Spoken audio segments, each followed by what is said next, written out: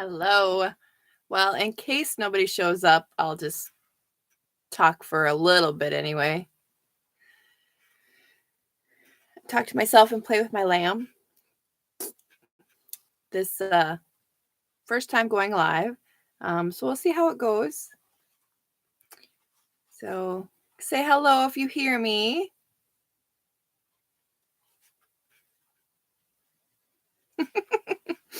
This is my first time. I don't know if you can hear me. I've never used my computer, so.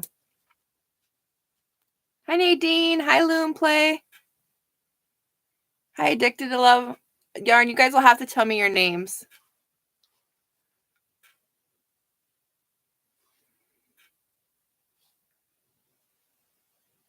It's so weird being here and not hearing you guys.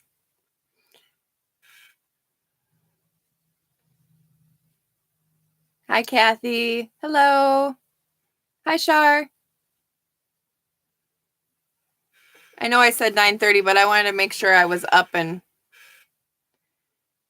ready because I've never done it before.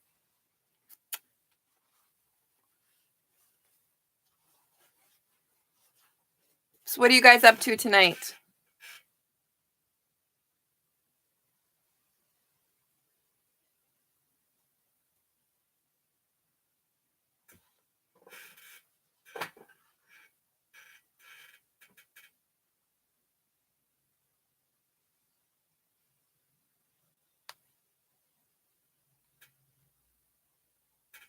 Oh, a Pokemon coaster, huh? Yeah, have you heard of Old Soul Crochet? This is Valerie Church's test pattern.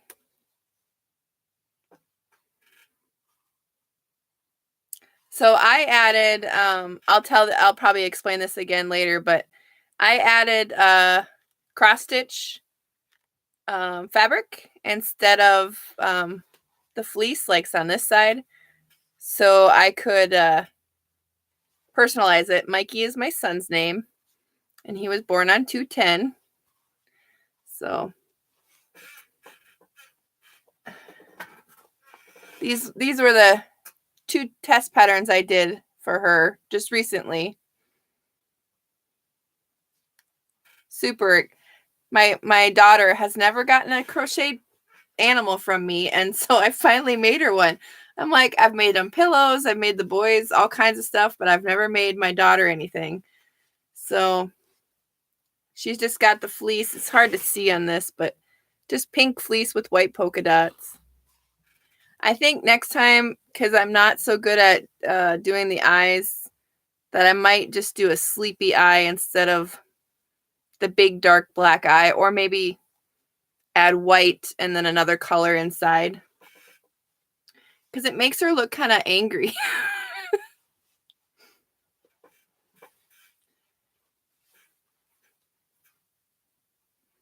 I feel like I'm Valerie. I'm going to play with my animals. Sorry, I'm goofy.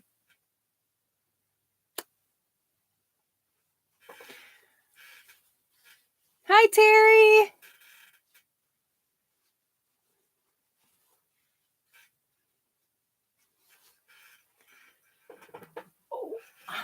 Playing with my animals.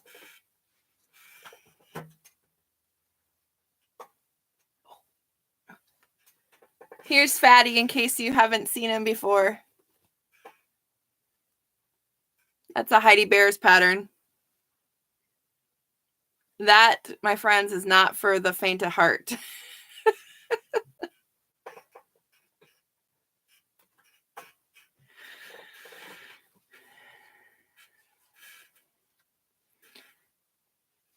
Well, I don't.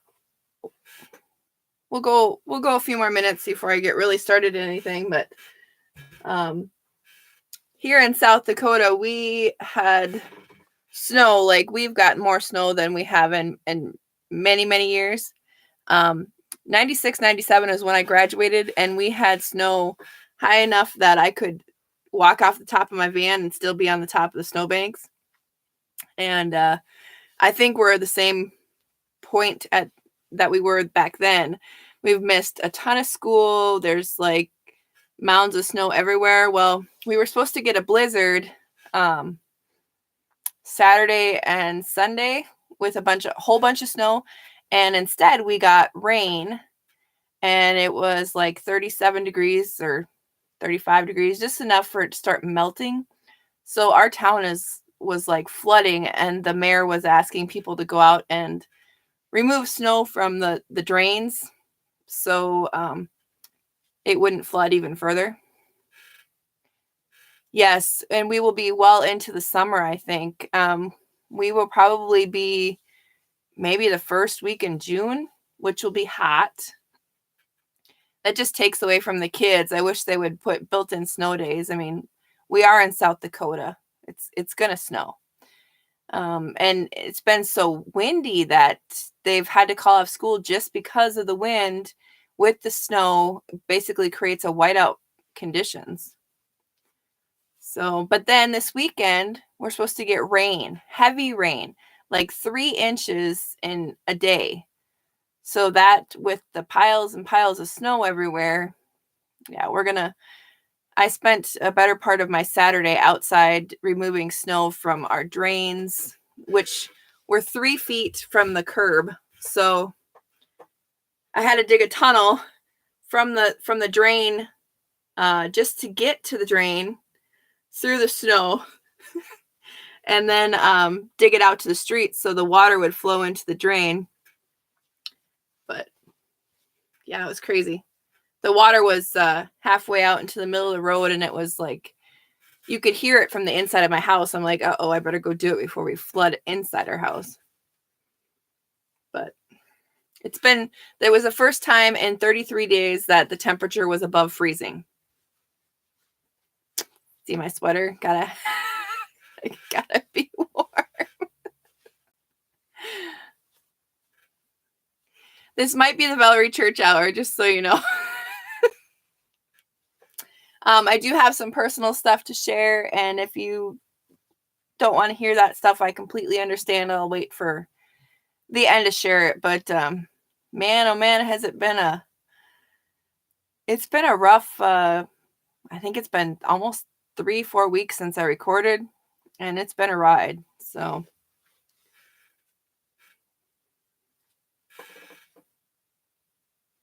and I know like Terry lives in Texas. Where do the rest of you guys live? North Carolina, I think. I would melt in Texas, like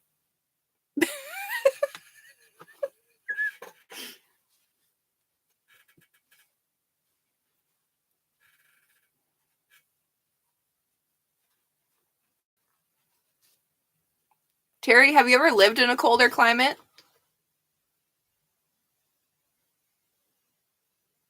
Oh my God.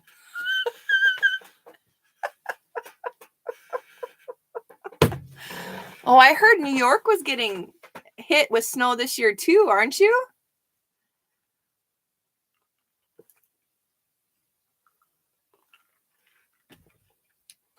Well, you'll have to come visit Mount Rushmore, Terry, when it's not under snow. Oklahoma has had weird weather this year, like really weird weather. Hi, Diane. Hi, Shar.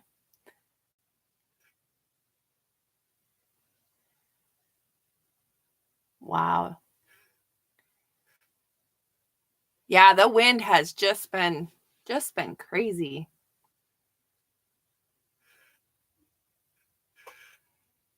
Hi, Made by Marsha's mom, Marsha. I just like to say that. I think it's cute. Hi, Nature Crafts.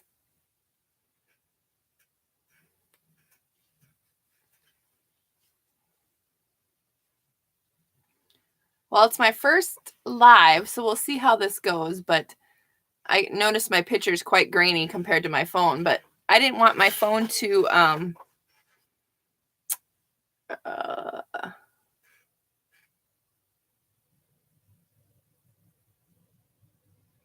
oh, for your giveaway. I am so far behind on videos, you guys.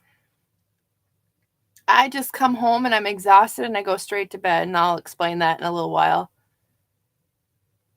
Hey, but let's talk yarny stuff.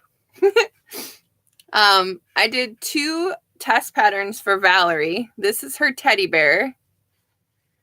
And like I was saying when I first started, I've never crocheted anything for my daughter, and I've got 4 littles. Never anything for my daughter. The 2 older boys have a whole ton of stuff. But she's like, Mom, I want one. I'm like, okay, I'll make you a teddy bear, and it's pink. And I don't do pink, but it's not for me, so it's for her. So again, I think if I did it again, I'd probably do a sleepy eye, or actually have maybe a black, white, and some color in there. I think it makes it look angry, but with the Bernat blanket, it's hard to do the details. You know, I guess I should have done it. Well, I did do the eyes are made out of worsted, but the Bernat itself is so thick, it's hard to get those details in between the stitches, is what I'm trying to say, I guess. So there's the teddy bear. This is for Miss Daisy. And we always call her Miss Daisy because that's what we call her. And this is a sheep. I'm pretty proud of him. I asked Valerie, I said, is it okay if I change it up a little bit? She's like, sure. So I added the cross-stitch fabric and then personalized it. And I think she could do that with a lot of her animals. I think, you know, if you were going to sell it, you could personalize them by adding the cross-stitch fabric and then maybe sell them easier that way because they're personalized.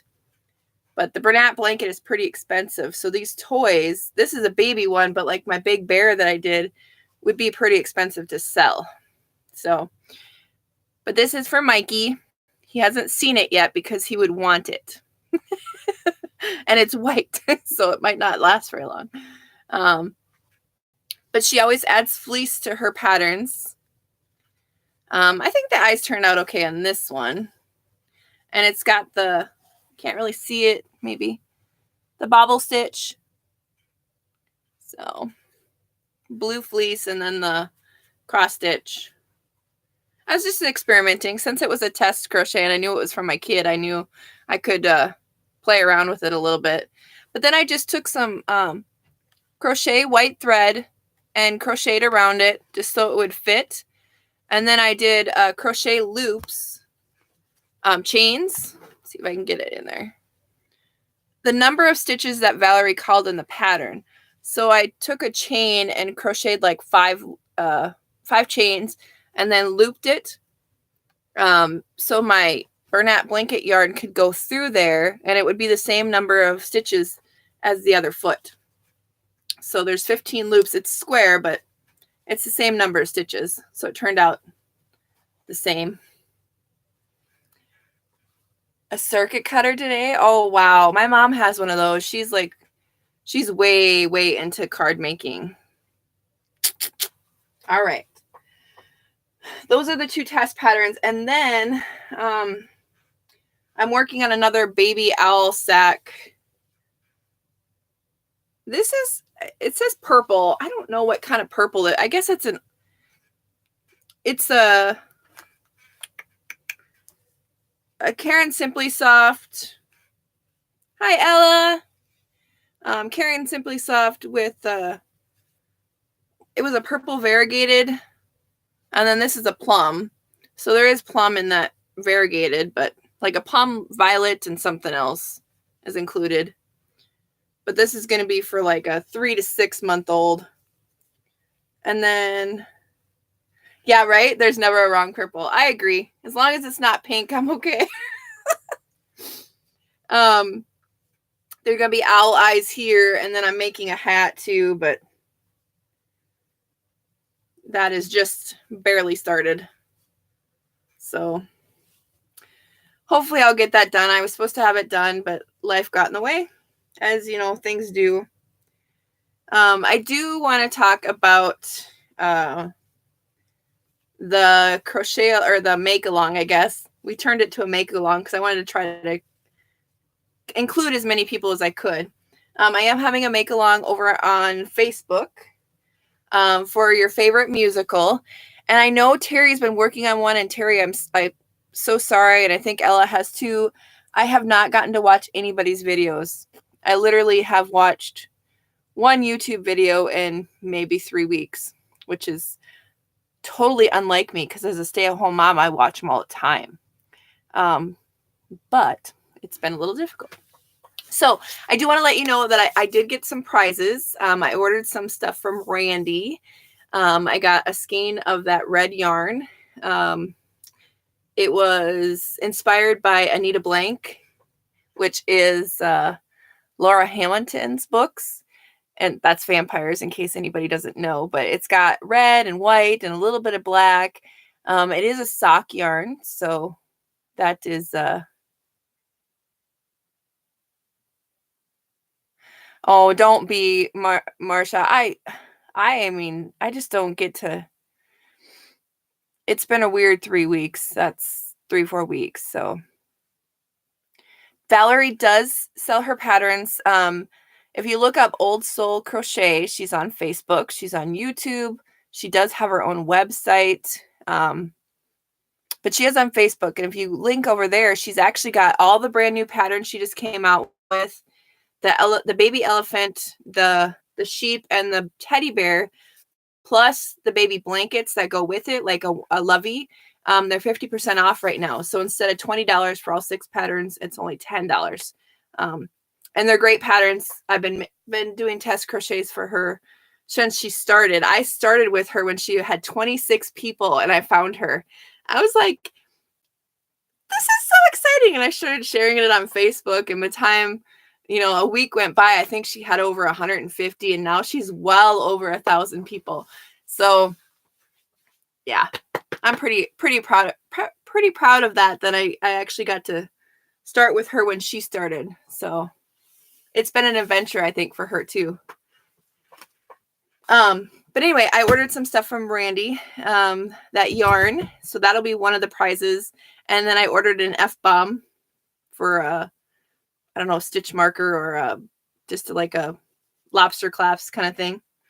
And then I did get some, I went and did some yarn therapy, or what do you call that? Retail therapy, which I never do because I don't have any money. I have an F-bomb. I got one for my sister, and my mom's like, is that an F-bomb? And she just like lit up, and I'm like, oh my God.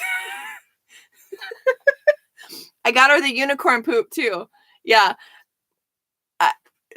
My sister really liked it. She was impressed. And then I got my daughter the dice. They were earrings, but I had her made them into keychains because she really likes Dungeons and Dragons. So she likes the big dice. She plays with those. So I had Randy turn those from earrings into keychains for her. So, but I went and did some yarn therapy. It's been super stressful, and Joann's had a sale, and I had my tax return. So I may or may not have bought some yarn. But some of it's for friends, so it's not all for me. Okay. So this is not yarn, but this is for part of Valerie's animals. So when she does her animals, she usually calls for fleece. So I got some fleece from Joann's that it was on remnants, and they were like 50% off the already discounted price. So this was only like $1. And then this one's got little panda bears on it. And so I think I'll make another panda bear with these, maybe if I can get it big enough or small enough. And then just some plain yellow, so I can do boys stuff and not just all dark. And then I got buttons because they had buy buttons. You buy 3 buttons, you get 3 free.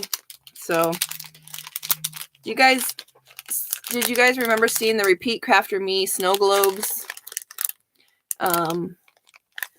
I thought next year for teachers' gifts, I could make those snow globes and use buttons for teacher buttons. Like the rulers. It's got rulers, an apple, a pencil. I thought that was a really cute set that would make some really cute snow globes. So I got 2 of those. And then this is for a friend whose name won't be said. I'm going to send that to her because her family really, really likes Jack. I got 2 because my daughter does too. And then I got a big bag of snowflakes, which I tried to find during Christmas time and there was none to be had. So I got 2 bags. So I'm well prepared for next year. And I think I might make a bunch of those because when I was doing craft fairs, everybody, you know, when kids came up, they wanted like the $1, $2, $3, $4 items, you know, 5 tops. They didn't want the $20 amigurumi or, you know, that kind of stuff. So that I might focus on some of the littler things next time. I did get some more scrubby yarn. It was on sale at Joann's for $2.99, and then I had another 25% off. So these are kind of browns. That's horrible in my camera. But it's a variegated brown. And then this is a pink variegated. And the scrubby yarn is shiny. If you get the cotton stuff, it's not shiny. It looks like old used cotton. And I'm not impressed with the Red Heart cotton scrubby. I don't know if you guys have seen it, but it's not pretty. It's old. It's old looking. And then I got some just basic sugars and cream, or Lily's sugars and cream, because it was on sale. Pink, white, tan, brown. I'm thinking about doing some bunnies, maybe some washcloths and bunnies. So Valerie's alpaca. If you haven't seen her alpaca animal, you should check it out. But she calls for a cream. That doesn't even show up. Sorry. A cream and a white. So I got some of those. And then her new bunny calls, this is a brand new color. I've never seen it, and it says it's only at Joann's. It is a blush pink. Let me see if this will. Does that help? Not well, maybe. Anyway, it's a kind of like an old-fashioned pink. So she was making bunnies with that. I was going to try it. Hi, Teresa.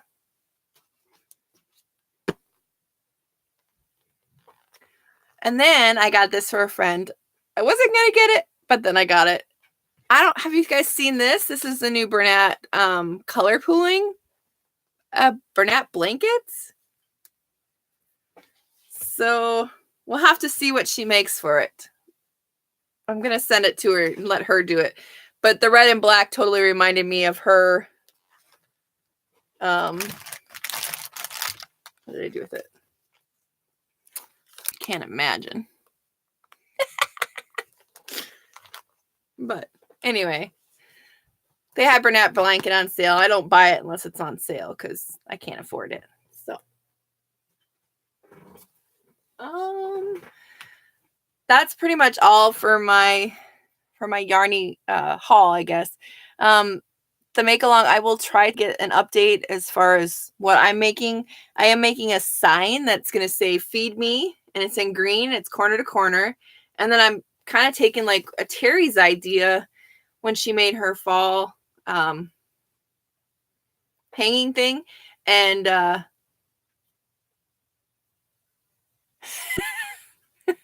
you're part of y'all. I say y'all too, and I'm not from the South. But anyway, I was going to take make a panel, say "Feed Me" for Little Shop of Horrors, and then I'm going to make the Audrey 2 corner to corner underneath of it. And hopefully it turns out, and hopefully I get it done before from April 1st, which is like 2 weeks from now. So hopefully I can do that. like I said, it's been a difficult couple weeks, and if you guys want to stay for personal stuff, you're more than welcome to, and if you don't, that's okay with me too. But I'll kind of tell you what's been going on, and share that with you. So right after my last video, both boys had to have he has not said. Oh, we might get disconnected. We might get disconnected. If we do, I'm sorry. Yeah, we're going into personal. Do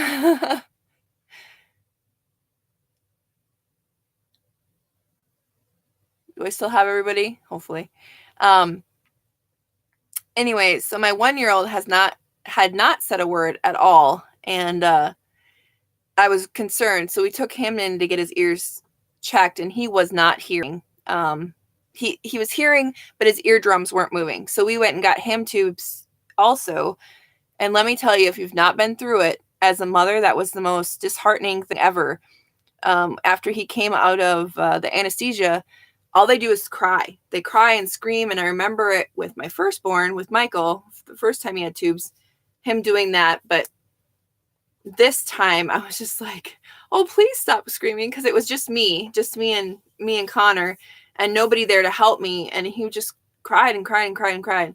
And that 45-minute mark, he calmed down finally and was able to, relax a little bit. But it's just the anesthesia. And it was the most horrible thing in the world, not being able to calm your child down. He has said some things since then. So that's not mommy or daddy, but he does say like ow or no or ooh or, different things. So that's good. So both boys had tubes. So we got all that done, along with all the blizzards and different things. We went from a 100-degree temperature drop. So we went from negative 45 degrees to 45 degrees. And then our roof started leaking from the condensation. So the roof leaked. We had our refrigerator break, which we had to change out in. Oh, thank you. My boyfriend and my dad and a couple of their friends changed out a refrigerator in the middle of a blizzard, negative, I think 30 with windshield. We had to take off the door to the refrigerator just to get into the house because our house is older and the doors weren't big enough. So, with 4 kids, you have to have a refrigerator with milk. You can't go without. So we got one. Thank God for my parents, because they helped us out with that until we got our tax return. And what else? Oh, there was some other things, but recently, like on February 21st, my boyfriend took a step. He took the step to stop drinking. Okay. I would consider him a functioning alcoholic. And that's what I've called him since we met, I guess. I mean, he's always drank. So it just never bothered me because it really didn't affect most of our life. It hasn't. We've been together for 8 years, and he was functioning. He went to work every day, did all that stuff, came home, took care of the kids, did the yard work, did all the stuff that, a normal husband, father, whatever does. But his dad passed away in 2015, and then things kind of maybe escalated. He tried to stop drinking then, and he had really high blood pressure. So 2 years ago, we took him in, and the doctor was doing his blood pressure, and it was 210 over 110. And for most people, that's a stroke. For most people, they're having a major heart attack. So just extreme, blood pressure. And that was only from 8 hours of not drinking when we had taken him in. He did get on blood pressure medicine. They did send him home. He thought, maybe he would try to detox by himself. Back then, he lasted 2 weeks. And then I had to go to my 20-year class reunion. And by the time I got home, of course, leaving him home alone with 3 kids at the time, he had started drinking again. And my teenage daughter wasn't too happy, which I understand, completely do.